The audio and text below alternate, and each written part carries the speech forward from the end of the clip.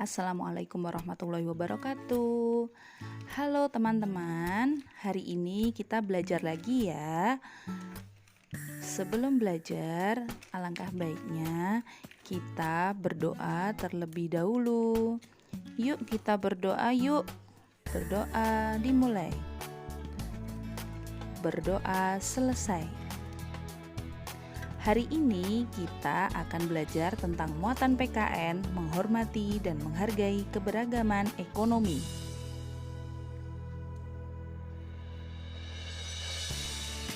Keberagaman ekonomi yaitu suatu kondisi di mana para pelaku ekonomi menekuni jenis usaha atau kegiatan ekonomi.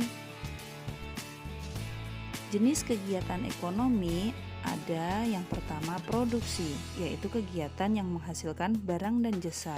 Orang yang melakukan produksi ini dinamakan produsen. Yang kedua adalah distribusi, yaitu kegiatan penyaluran barang dari produsen ke konsumen. Distribusi ini mempunyai 3 lembaga, yaitu agen, grosir, dan pedagang eceran. Dan yang ketiga adalah kegiatan konsumsi, yaitu kegiatan menggunakan atau menghabiskan barang. Orang yang melakukan kegiatan konsumsi ini disebut konsumen.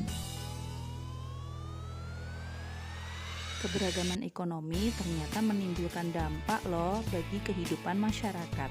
Sekarang kita simak yuk dampak positif keberagaman ekonomi.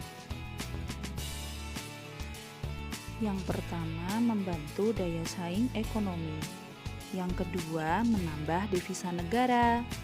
Yang ketiga, memperluas lapangan pekerjaan. Dan yang keempat, memudahkan masyarakat dalam memenuhi kehidupan hidupnya. Nah, sekarang kita simak yuk dampak negatif keberagaman ekonomi. Yang pertama, ketergantungan dengan negara lain. Yang kedua, masuknya tenaga asing di Indonesia. Yang ketiga, mendorong masyarakat hidup konsumtif.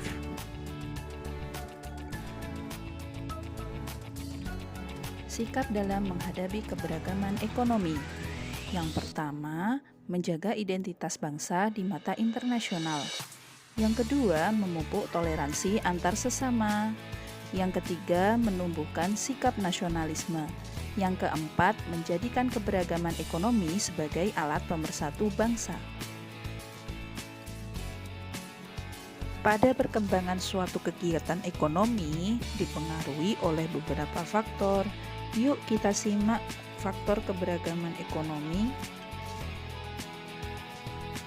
Yang pertama, sumber daya alam.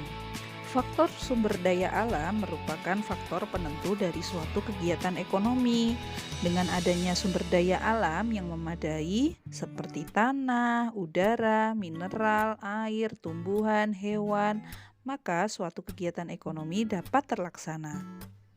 Yang kedua, sumber daya manusia.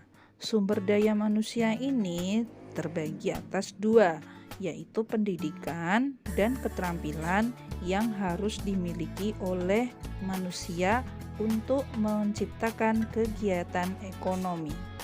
Yang ketiga, sumber daya modal.